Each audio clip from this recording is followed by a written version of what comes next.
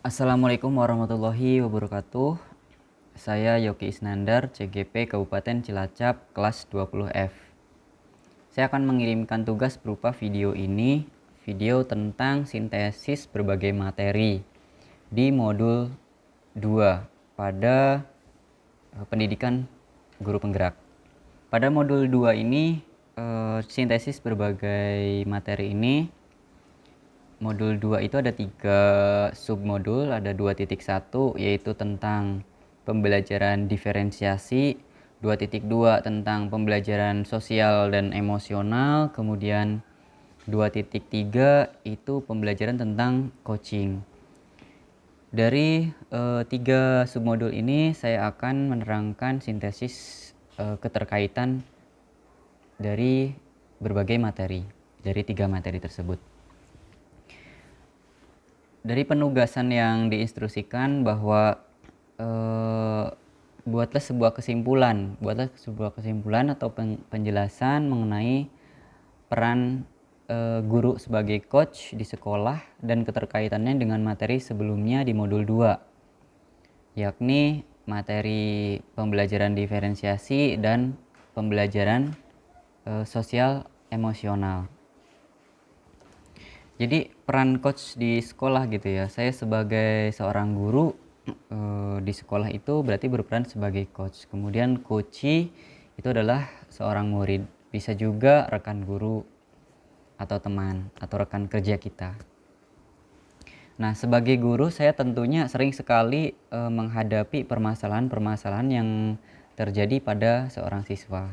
Nah, permasalahan-permasalahan tersebut saya belum tahu awalnya harus seperti apakah kita menyelesaikan suatu permasalahan yang terjadi pada siswa tersebut.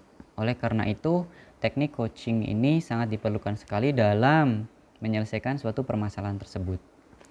Kasus-kasus tersebut tuh seringkali menjadi penghambat kemajuan murid dalam proses pembelajarannya, karena mereka merasa saya tuh punya masalah di kelas, juga saya punya masalah dengan teman, kemudian saya punya masalah dengan rekan, misalkan siswa tersebut punya masalah dengan gurunya, rekan tersebut punya masalah dengan guru BK, dan seterusnya. Atau juga bisa juga siswa tersebut punya masalah dengan sebuah mata pelajaran yang nggak dia sukai. Jadi pastinya menghambat pada sebuah pembelajaran. Jadi pembelajaran tersebut akan terhambat prosesnya ketika siswa memiliki banyak permasalahan. Oleh karena itu, guru sebagai coach perlu mendampingi siswa agar siswa dapat menemukan solusi dari permasalahan yang dia alami. Seperti itu. Nah, dengan menggunakan metode coaching model Tirta, maka seorang coach ini bisa menggali potensi coachee agar menemukan solusi pada masalah yang dialaminya. Proses coaching juga diharapannya sebagai seorang guru tuh nanti semakin mudah dan semakin ringan dalam menjalankan perannya sebagai coach.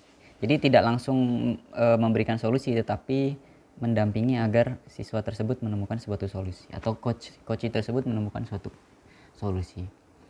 Coach ini di sekolah menurut saya memiliki peran sangat penting, terutama dalam menuntun siswa menemukan solusi permasalahan yang ada di sekolah. Dengan metode ini menggali kemampuan siswa dalam berpikir kritis dalam menyelesaikan suatu permasalahan. Jadi sebetulnya kita tuh menggali potensi mereka gitu, seperti itu. Kemudian peran coach dalam di sekolah gitu ya. Berarti perannya ya sebagai penuntun atau sebagai orang yang tempat sharing. Jadi ketika ada masalah, seorang coach itu siap untuk menjadi tempat sharing, tempat menuntun dalam menemukan suatu solusi permasalahan.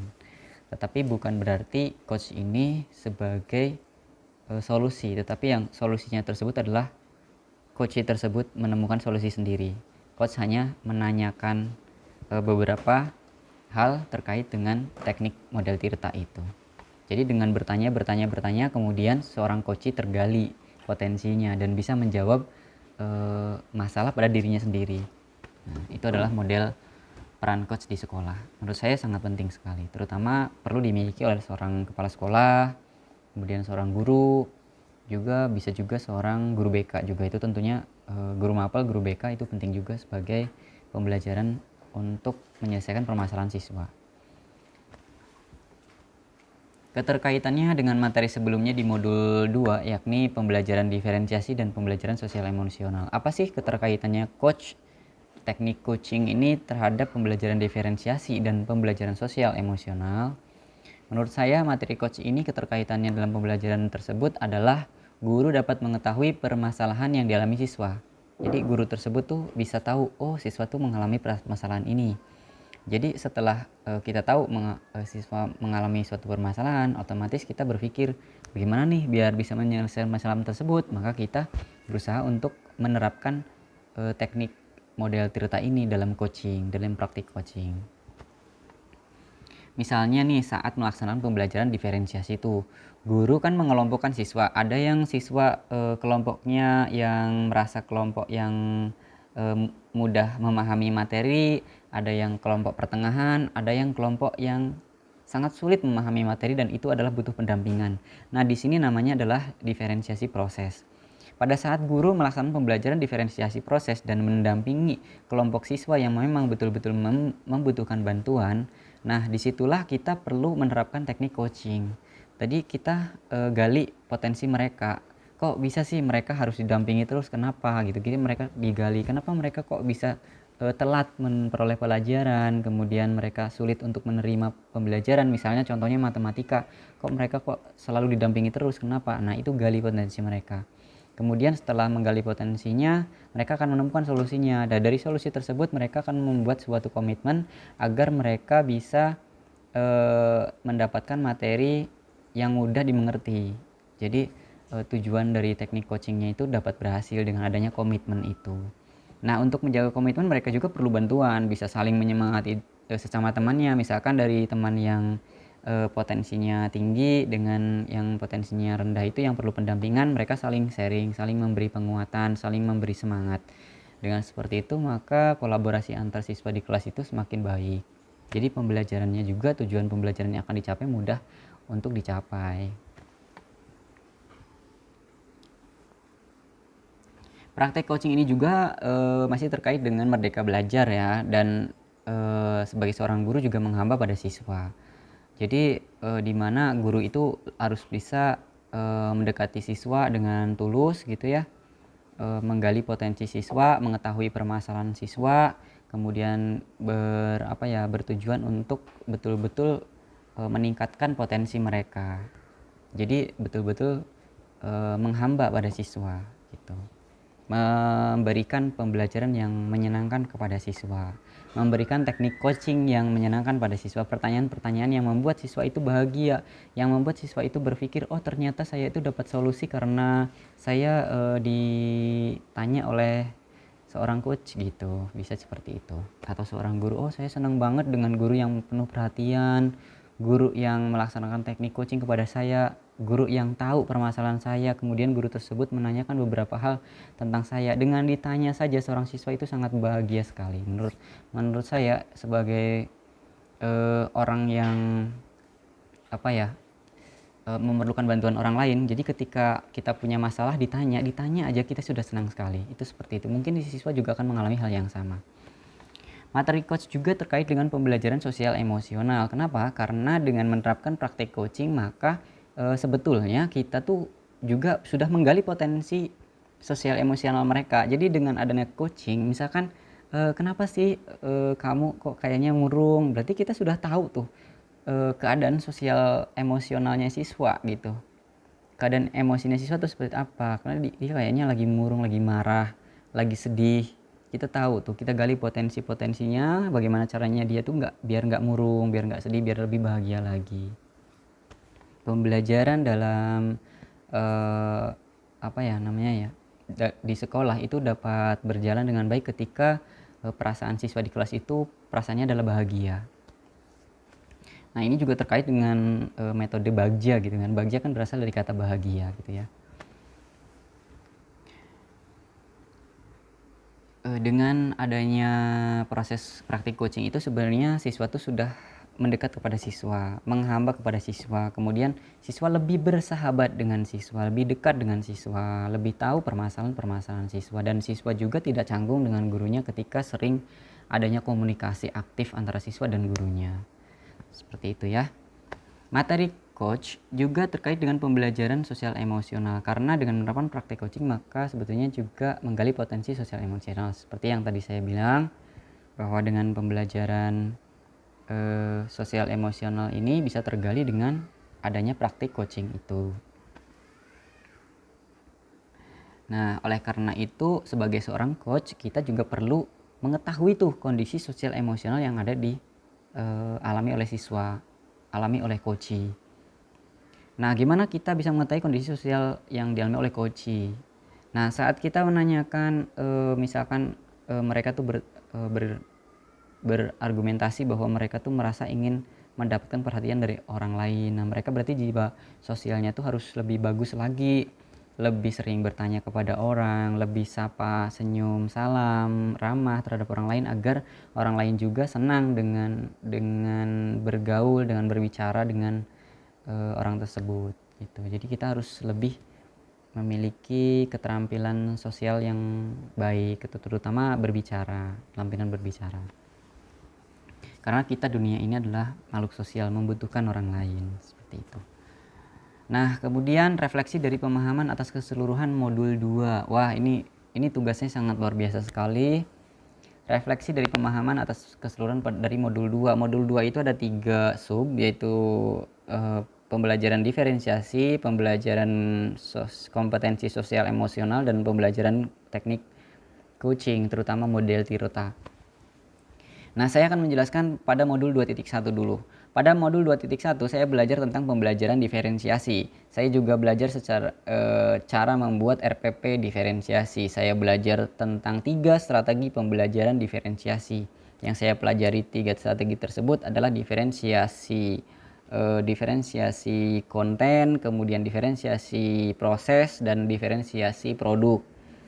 Nah, diferensiasi konten berarti ini terkait dengan materi yang kita sajikan, harus berdiferensiasi. Misalkan dengan media PowerPoint, dari media yang kita sajikan berbeda-beda. Siswa yang lebih mudah dengan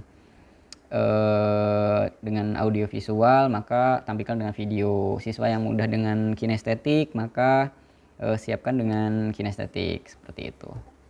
Kemudian ada juga diferensiasi proses. Nah, diferensiasi proses ini pada saat proses pembelajarannya.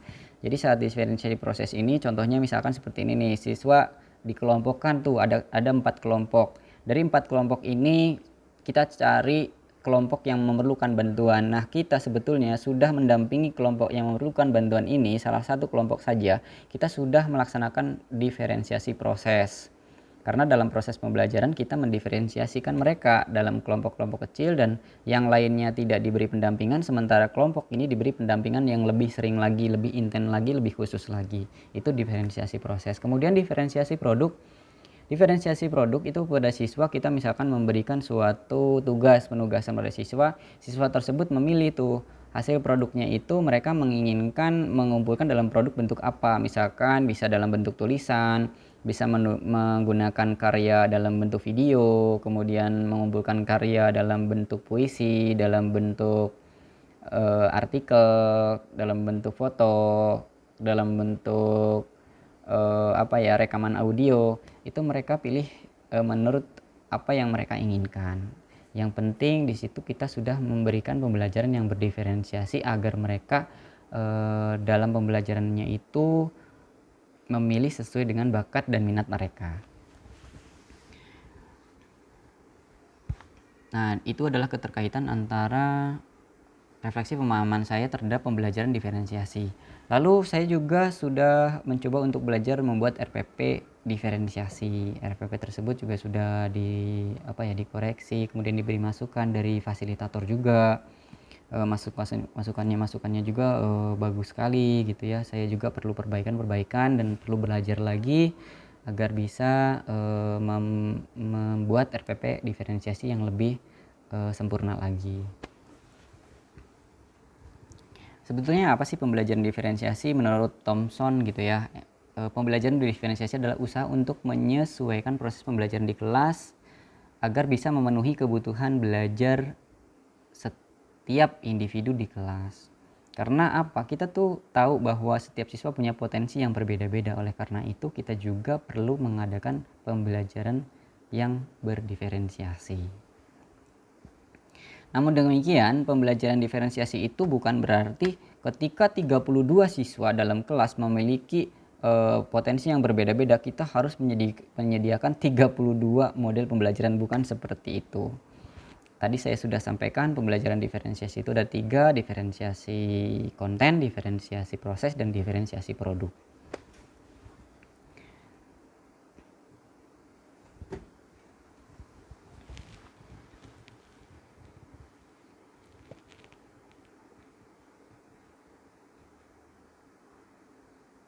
Pembelajaran diferensiasi itu yang dimaksud adalah serangkaian keputusan masuk akal yang dibuat oleh guru yang berorientasi pada kebutuhan murid. Keputusan-keputusan yang dibuat tersebut adalah terkait dengan apa? Jadi kita itu bisa memutuskan sebuah pembelajaran yang berdiferensiasi itu terkait dengan apa saja nih. Yang pertama nih dari lingkungan belajar, kemudian dari tujuan pembelajarannya tuh seperti apa harus jelas, kemudian penilaian yang berkelanjutan.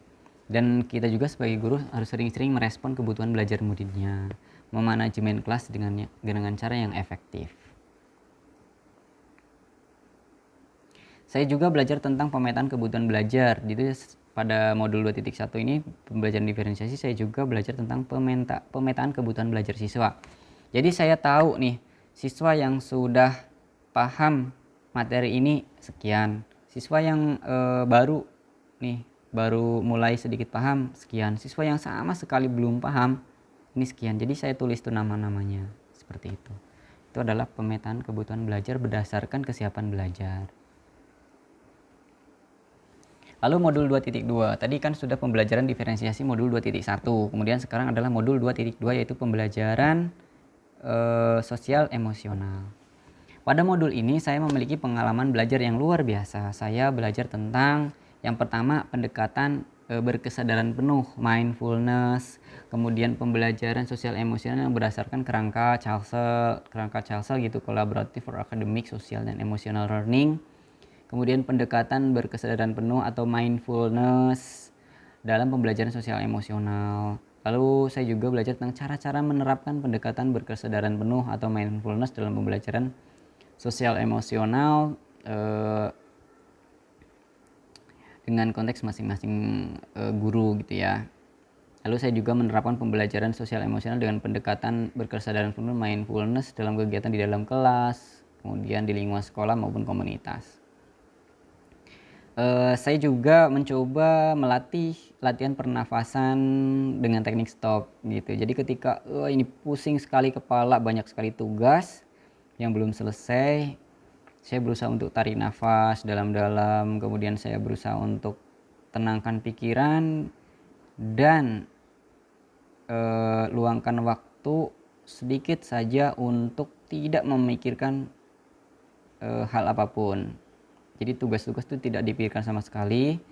Apapun pekerjaan kita lupakan terlebih dahulu, sejenak kita lupakan. Kemudian ketika kita merasa tenang, kita tarik nafas sambil duduk sila seperti itu. Kemudian karena kita agama Islam, sambil juga sambil berkata istighfar, kemudian mengingat Allah dan sebagainya.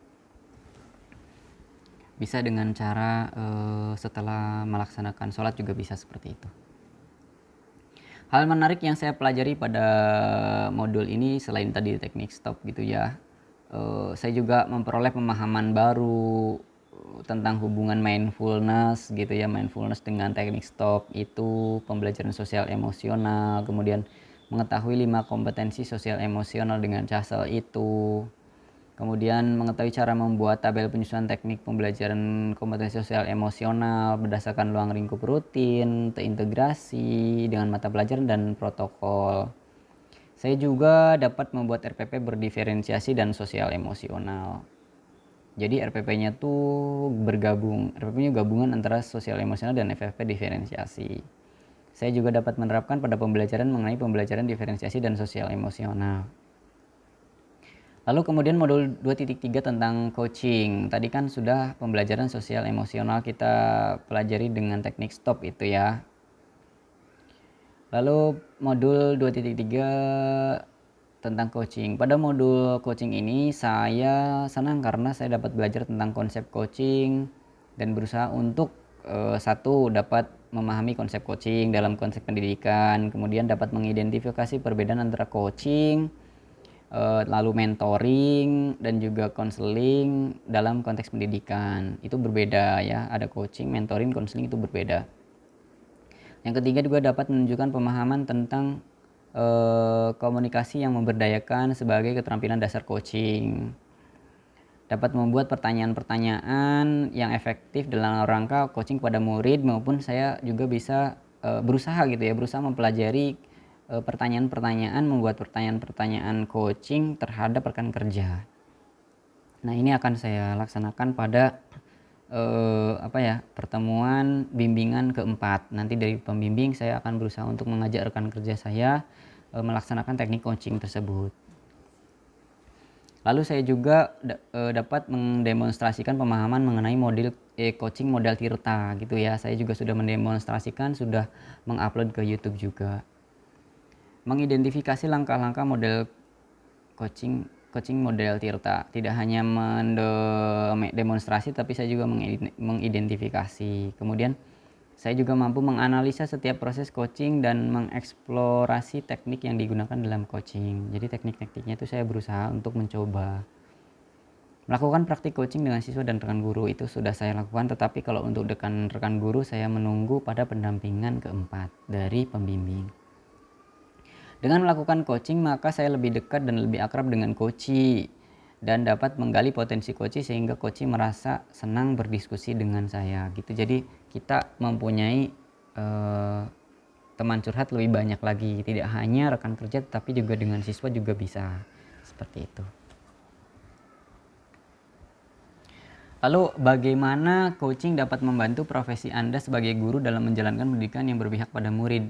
Gimana sih, apa bisa itu kalau coaching itu dipakai oleh kita sebagai guru dalam pembelajaran yang berpihak pada murid gitu kan ya pertanyaannya.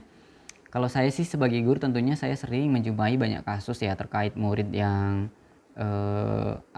memiliki banyak permasalahan, kemudian murid yang merasa kurang perhatian dari orang tua, murid yang anaknya broken home, orang tuanya broken home, kemudian murid yang memiliki permasalahan yang trauma dengan angka, misalkan pada matematika, itu sering sekali saya temui. Nah, hal tersebut tentunya akan sangat menghambat pembelajaran dari proses pembelajaran yang kita laksanakan karena mereka punya permasalahan pribadi seperti itu. Permasalahan yang ada pada pembelajaran, bisa juga dengan temannya, bisa dengan keluarga, dengan orang tua, bisa dengan pembelajaran. Guru dalam proses pembelajaran berpihak pada murid dan guru tentunya perlu mengetahui kan, ketika guru ingin melaksanakan pembelajaran yang berpihak pada murid, akan kesulitan ketika guru tidak mengetahui keadaan setiap murid, tidak mengetahui keadaan sosial emosionalnya murid seperti apa. Jadi guru juga perlu memahami. Nah, cara memahaminya yaitu dengan sering-seringlah kita melaksanakan coaching terhadap murid ketika memiliki permasalahan. Seorang murid itu sangat senang sekali ketika ada guru yang bertanya, ada guru yang perhatian, ada guru yang membuat dia itu nyaman untuk bercerita. Ada guru yang ada kalanya guru itu menjadi seorang sahabat bagi siswanya. Sahabat ini di sini tentunya bukan sahabat seperti sahabat karib antar mereka, tetapi minimal dia itu guru tersebut tuh selalu ada ketika siswa membutuhkan bantuan dalam menyelesaikan suatu permasalahan. Misalnya seperti permasalahan pembelajaran. Nah, seorang guru di situ kan sebagai seorang sahabat pembelajaran untuk siswa. Guru juga perlu menghamba pada sang siswa, perhatian kepada siswa mereka, terutama kesulitan belajar mereka. Ketika kita tahu kesulitan belajar mereka itu apa, maka kita sebetulnya kita sudah menghamba pada siswa karena kita sudah bertanya, sudah mendekati siswa dengan dengan cara yang saya katakan tadi, model coaching tadi, model Tirta. Oleh karena itu ketika seorang murid itu sangat membutuhkan oleh guru, maka respon cepat dari seorang guru itu dalam melakukan praktek coaching tentunya sangat diperlukan oleh seorang murid, terutama murid-murid pada masa kini nih. Banyak sekali murid-murid kita, murid-murid saya terutama yang memiliki permasalahan-permasalahan terkait dengan pembelajaran, apalagi pada saat belakangan ini nih, pembelajaran pada masa pandemi COVID-19 ini agak kesulitan nih kita menggali potensi-potensi siswa, karena kita ngobrol aja jarang ya, ketemu dengan siswa juga jarang. Nah, ini adalah PR bagi kita sebagai seorang guru agar kita tetap bisa melaksanakan proses coaching meskipun di masa pandemi COVID-19. Tetap semangat selalu, karena pemerintah itu sudah berusaha semaksimal mungkin agar pendidikan di Indonesia tetap berjalan meskipun adanya pandemi. Alhamdulillahnya dengan adanya vaksinasi, semoga saja nantinya jadi ada pembelajaran tatap muka di kemudian harinya dengan tetap mematuhi protokol kesehatan. Terima kasih, semoga apa yang saya sampaikan ini bermanfaat. Mohon maaf sekali apabila saya salah dalam menyampaikan sesuatu atau saya terlihat seolah-olah menggurui, tetapi saya di sini hanya menjawab suatu pertanyaan-pertanyaan, dan saya di sini juga merefleksikan apa yang saya dapatkan dari pembelajaran pada modul 2 di pembelajaran program pendidikan guru penggerak. Terima kasih. Mohon maaf sekali lagi. Wassalamualaikum warahmatullahi wabarakatuh.